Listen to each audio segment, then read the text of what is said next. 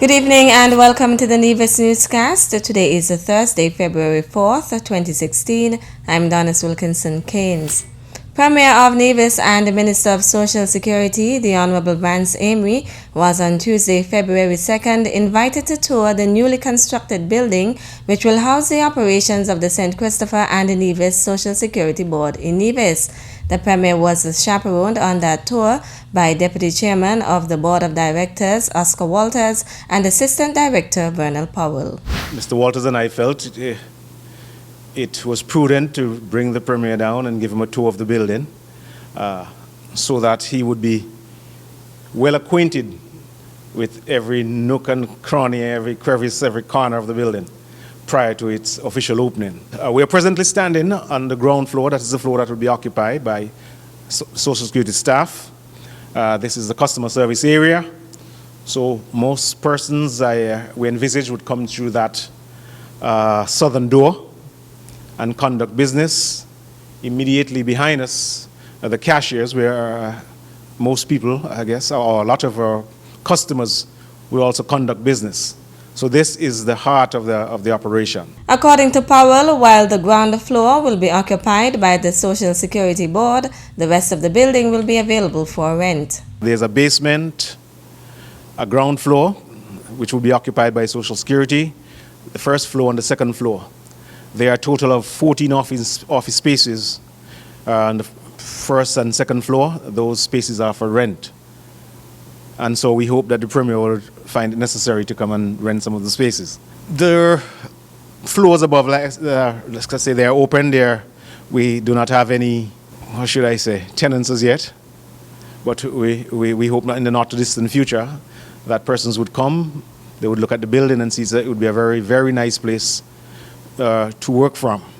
We think it is very comfortable, and I'm sure once the public sees it, they would also agree. And persons would definitely want to come and rent spaces here. And I could assure you the price would be good, and it's negotiable. Powell advises persons who are interested to contact the Social Security Board's Property Committee about the rental of office space. Please do not contact the Premier. The Premier has a lot more important things to do. And so you could contact Mr. Walters, you could contact myself, or the Director of Social Security. We could be contacted at 469-5245, 465-2535, 662-3819. Could assure you any of those three numbers, you would reach one of us. Having taken the tour, Premier Amy agreed that the building is spacious and can be configured to meet any administrative arrangements. I would really trust and hope that the space will be rented. I am meeting with the chair of the board on Thursday. We have a meeting, I suppose, just to get a briefing from her. So, where we are at this time. And I'm sure subsequently we'll meet with the whole board and the director and senior staff like you, Mr. Powell, to get a feel of where we are and how we can move forward with Social Security. Yeah. Thank you very much. Thanks. Thank you. The new building comes at a cost of some $17.7 million. The St. Kitts and Nevis Chevening Alumni Group was outstandingly represented by 6 members at an Eastern Caribbean and Barbados Chevening alumni meeting and a networking reception organized by the British High Commission and held in Barbados from Friday 29th to Saturday 30th January. The St. Kitts and Nevis contingent, led by Sonia Boddy, also included the Honorable Hazel Bandy Williams, Raoul Pemberton, Kimberly Evelyn, Curlin Merchant, and Jean Williams. The St. Kitts and Nevis Alumni Group received many commendations from the officials at the High Commission, including British High Commissioner Victoria Dean, for living up to the true spirit of Chevening by leading the way and being the most vibrant and active alumni network in the region. The group was touted as one to emulate, given the excellent camaraderie that exists among the group and the work they have begun to aid in nation building and youth empowerment through their Get Set and Ready for University seminars, their promotion of the Chevening Scholarship, The assistance they continue to render to nationals who apply for the scholarship, and being the only country in the Eastern Caribbean which has been able to have a winner or winners of the scholarship for the last 5 consecutive years. Recently returned Chevening scholars Kimberly Evelyn and Curlin Merchant were also among the 4 recent graduates who received their certificates of completion from the High Commissioner at the event. On day 2, the St. Kitts and Nevis group leader Sonia Body was one of 2 group leaders who were tasked with addressing the regional grouping. Body delivered an exciting motivational talk to inspire other groups to become more organized and active by highlighting the successes of her group, challenges they have encountered, and the measures implemented to overcome them. The key to getting assistance for young people is to get them to form organizations. So says Augustine Merchant, the Inter-American Institute for Cooperation on Agriculture, AICA representative for St. Kitts and Nevis. Merchant made the remark at a recently held ceremony where the St. Kitts and Nevis Agriculture Youth Forum presented schools on Nevis with agriculture equipment procured through funding assistance from Christophe Harbour and AICA. Making reference to a conversation with principal of the Charlestown Primary School, Latoya Jeffers, Merchant spoke to the benefit of such an initiative. As you said, Mr. Merchant, we have a school feeding program. Before I reached there, she was already there. We have a school feeding program, Mr. Merchant, and we really want to be able to grow things. You say they got a hydroponics, and they were able to grow some lettuce, and they were so happy that they were able to produce their own food. And I said, lady, what you're saying is right up my street. This is the reason why we are giving those tools to the people here, because I realize that the government is making a very serious effort to at least provide meals to the children. And I think that the children need to support along the way by providing some of the goods. As a matter of fact, it's a win-win situation. You have the goods, you could sell them to the school feeding program, you get a little money and so on, and to do other things in the school. So I'm very happy about that conversation, and I must commend you. Merchant expressed his desire to see an organization similar to the Agriculture Youth Forum established on Nevis. He says one of a number of reasons for this is people like to help youth. I think it was last year. The SIDF had an activity in the square in Bastion. And I just went there to look around to see what they were doing. And I went by the Christophe Harbour boat, and there was a young lady there. And I said, y'all don't do anything to help youth? He said, sure. I said, what? She said, go on our website. And I went there, and in 2 days, I had a project written up, sent to her. Soon after, $18,000. So there's money outside there, but you have to be organized. Whether it's youth, whether it's farmers' organization, people are not going to give you money as an individual.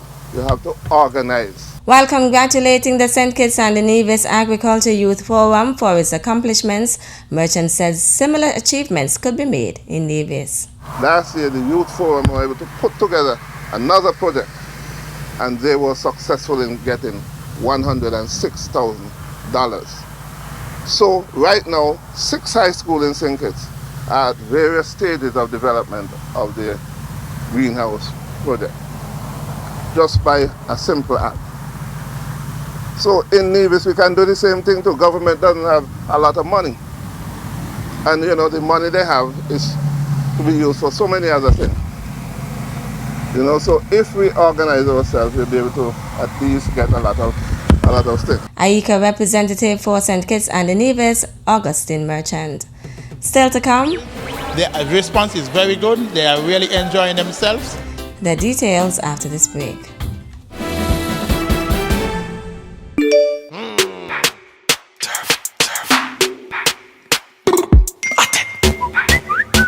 Gala WhatsApp and I send text. Me see the SMS.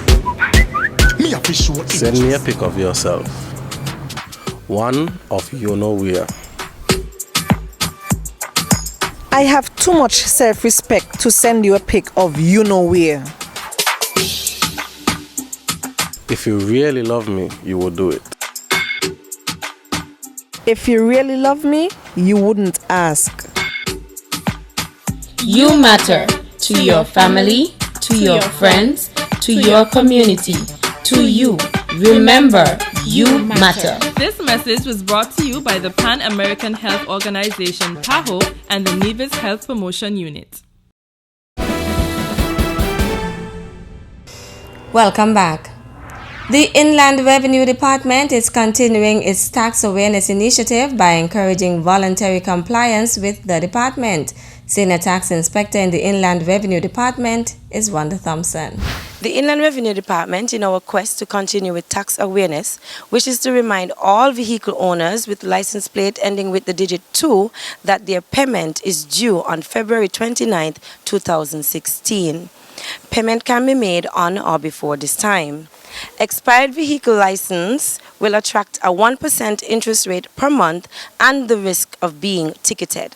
Persons with driver's license whose birthday is in the month of February are also reminded to please check your driver's license and ensure that it is up to date. Senior Tax Officer Jamela Clark reminds business and liquor license holders of the taxes that are due. Business and liquor license holders who have not made payment for 2016 are reminded to please do so. You first proceed to the Taxpayer Service Unit for internal processing, then you'll be directed to the Payments Unit for payment. The Inland Revenue Department encourages taxpayers to be responsible citizens. The Department of Community Development's culinary classes continue at the Franklin Brown Community Center. Chef Sylvester Wallace is facilitating the sessions on preparing dishes made from local produce. Wallace recently spoke to us about the response of the participants. The response is very good. They are really enjoying themselves. Last week we did the stewed carambola, which they appreciate, with the fish, and they had a root vegetable mash, which was very exciting for them. And today they are doing a spinach and green banana salad with saltfish with an orange dressing. And they are very happy, as you could see them working together to get things done. They clean some, dicing the vegetables, some cutting the spinach, and everybody in the groups are hands-on, and they're really enjoying themselves. And it's also give them the opportunity to know each other. We also give them the opportunity to work with one another and to have a bond, a friendship bond with one another. We believe in sharing and promoting sharing and promoting our culture so that our people can really come together as a community and make things work for us. Participants Donovan Herbert and Erlene Maynard commended the facilitator and spoke about their experiences. Yeah, it's been very good, and I can't wait to continue cooking and eating with the very, very interesting recipes that he tosses out every week. And as far as I'm concerned, there are recipes that cover practically full meals. It is certainly a wonderful opportunity to be a part of this class.